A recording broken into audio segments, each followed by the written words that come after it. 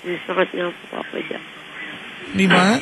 Opo. Masakit po talaga na sabihan ako ng kabit. Eh, ginusto mo yan. Isa ka lang malaking kulakadidang. Ala. Huwag na. Kasi, Papa Jack, alam ko talaga na siya yung para sa akin. Anong para sa'yo eh? Ayun lang, parang lang. Kahit nga parang hindi eh. Kaya nga po, palagi ko nga pong iniisip talaga na gusto ko na po talagang makipag-break sa Ate, kanya. iba yung kasi gusto mo lang sa gagawin mo. Alright? Ganito, sige. Hindi kita papayawang iwanan siya. Bahala ka na. Diba? Pero pag nasanay ka na maging pangalawa sa puso ng kahit sino man, lagi mo nang gagawin yan. Ayoko naman po ng ganun. Eh, ginusto mo na eh. First time ko lang po. Alam mo, Roan, Po. para sa ibang lalaki na pwede kang seryosohin, Reyna na ang tingin sa'yo. Diba? No. Ituturing ka ng Reyna at sentro ng buhay nila. Pero para sa lalaking ito, sausawan ka lang. Ang sakit naman mo. Masakit talaga, te. Minsan masakit ang katotohanan. Pag nagmamahal tayo, sige na, fine. Diba? It's a normal thing na maging tanga tayo. Nagmamahal tayo eh. We break all our standards, diba? Lahat ng template natin sa pag-ibig, wala yan. Lahat ng ideas natin, wala yan. Diba? Opo. Pero pag naging tanga ka na, na-enjoy mo ng bahagya, magtino ka na. Kasi Papa Jack, sabi kasi nung friend ko. May mga bagay na mali sa umpisa, pwedeng pangatawanan hanggang maging tama. But if you have to go through hell and back para pangatawanan yan at masisira yung friendship nyo ng kaibigan mo, wag na lang. Diba? Di ba kayo niya sa mga sarili nyo kayong dalawa nung kayong magkaibigan? Yun nga po, Papa Jack eh. Diba? Opo. Kung nakanta ba yung best friend mo na gusto sabihin sa kanya? Yun, bes, alam kong masakit sa kalooban mo kahit hindi mo pinapakita sa akin. Yun nga yung masaklap eh. Kailangan pa ba niya sabihin sa'yo na masakit yung ginagawa niya? Ayun nga po eh. Alam mo, Ron, ano problema sa'yo? Kung magsalita ka, akala mo walang mali nangyayari. Diba? Ayun po. Na parang pag iniwan mo... Mali rin naman po ako eh. Diba? Ang dating sa akin na parang pag iniwan mo yung lalaki, ginawa mo ng favor yung kaibigan mo, hindi ganun yun. Diba? You are not going to do her a favor just because you are breaking up with the guy. Okay po. Kasi yun tamang dapat gawin. O, dali, sa best friend mo, ano gusto mo sabihin sa kanya? Yung, bes, sorry kasi, sinagot ko yung boyfriend mo.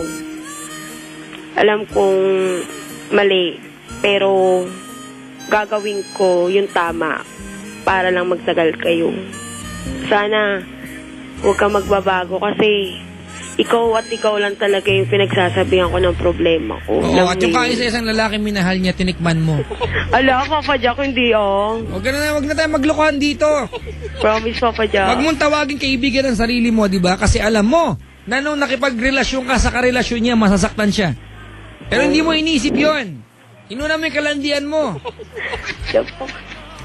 Di ba? Hindi mo naisip yon. Ang kapal nga na mukha mo, tatawagin mo kaibigan niya, sarili mo, hindi ka naman talaga kaibigan. Hello, Papa Jack. Diba? Mas mahalaga sa iyo kakatihan mo at kalandihan mo kaysa sa pagiging magkaibigan ninyo. Yun ang katotohanan. Hindi naman po ako ganun. You are not a fair friend to her. Alright? Opo. Hindi mo siya inisip, makasarili ka. Yak, iyo, kadiri. Diba? Opo. Sa'yo man gawin yan, baka nagwala ka na. Masakit din. Masakit, di ba? Mm. Pero ikaw ang dahilan, bakit ginawa masakit? niya rin naman sa akin yun eh. Yun pala eh. Oh, di ba? Di pa kasi ako tapos, Papa Jack. I don't really care. Kung tapos ka na o hindi pa. Hindi pwedeng itama, di ba? Ng isa pang pagkakamali, ang dati ng pagkakamali. Ginawa niya rin naman po kayo O sa sige akin. na, sabihin natin, doon sa pagganti mo sa kanya, meron ka ba na solusyon ng problema? Meron ba? Meron. Ano? Nakaganti ka. Gawain ba na kaibigan ng gumante? Tipo. Oh. Wala, ew. Papa Jack, parang load lang ang tingin nila sa guy. Pwedeng i-share a load. Ala. Isa rin yung lalaking yan, di ba? Kung matino din yan, iwanan nyo yung lalaki, hindi karapat dapat yan. Nga po eh. Hindi na nahiya sarili. Di ba? Ikaw Opo. naman, pumapayag. Yung kaibigan mo, nagpapakatanga. Kasi siguro inaasahan niya na yung best friend niyang tinuturing, maiintindihan siya, di ba? At hindi gagawa ng kahit anumang bagay na pwede makapanakit sa kanya, pero mali siya. Yung Ayaw kaibigan niya niya po malandi. Ayaw niya daw po kasing maiwanan siya nung boy. Yun nga. Alam mong mahal niya yung boy, di ba? Alam mong mahal niya. Tama? Pero ayaw naman po sa kanya ni. Kahit na ate. May mga pagkakataon na hindi lang puro love ang pinag-uusapan. Kaya may salitang delikadesa, tanga. Ala, Di ba? May salitang delikadesa, hindi puro puso ng puso. Asan delikadesa mo? Ha? Wala ka nun. wala nga po. Alright, alam mo kung paano itatama to? Iwasan nyo yung lalaking yan. Hindi yan karapat dapat mahalin. Saring manyak yan. Opo. Okay. Di ba? Yung best friend mo, tanga. Yung lalaki, manyak. Ikaw, malandi. Ayusin nyo yan.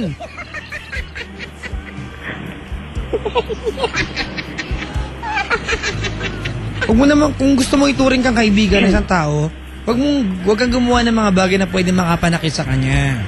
Okay. Diba? Dapat inaalagaan mo yung damdamin niya. Opo. Alright? Mm-mm. Best friend, ganyan ginagawa mo. Diba? Friends, sabi nga sa nabasa kong quotation, are the siblings that God, diba, forgot to give us. O, para mga kapatid natin yan. Why do you have to do that sa sister mo? Po? Wala. English nga eh. Lord, yun naman po naintindihan. Sabi ko, ang mga kaibigan daw, yung mga kapatid na hindi naibigay sa atin ni Lord. Diba? Kaya naging kaibigan na lang sila.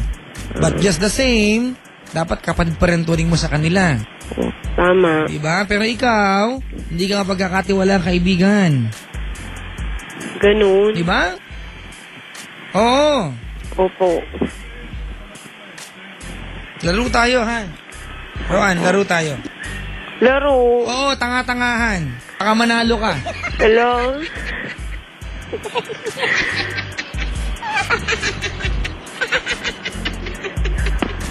O, dun sa lalaki, ano gusto mong sabihin?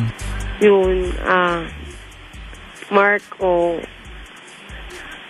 sana, kung nakikinig ka ngayon, pag-usapan natin bukas to. May kipag-iwalay na ako sa'yo. Kasi, masakit para sa akin. Nasabihan ako ng isang kabit. Yun lang. Galing, masakit sa'yo. Ginusto mo nga. Alam mo, Papa Jack, hindi naman. Ay, magdi-deny pa. Ito naman.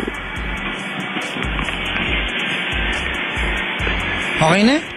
Opo, Papa Jack. Salamat sa pagtawag. Okay po. Gandang umaga. Gandang umaga rin. Si Roan, mga kaibigan ng Araneta.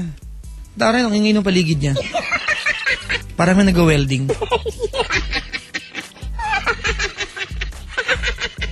Tawag sa akin mga kapatid over 8326171.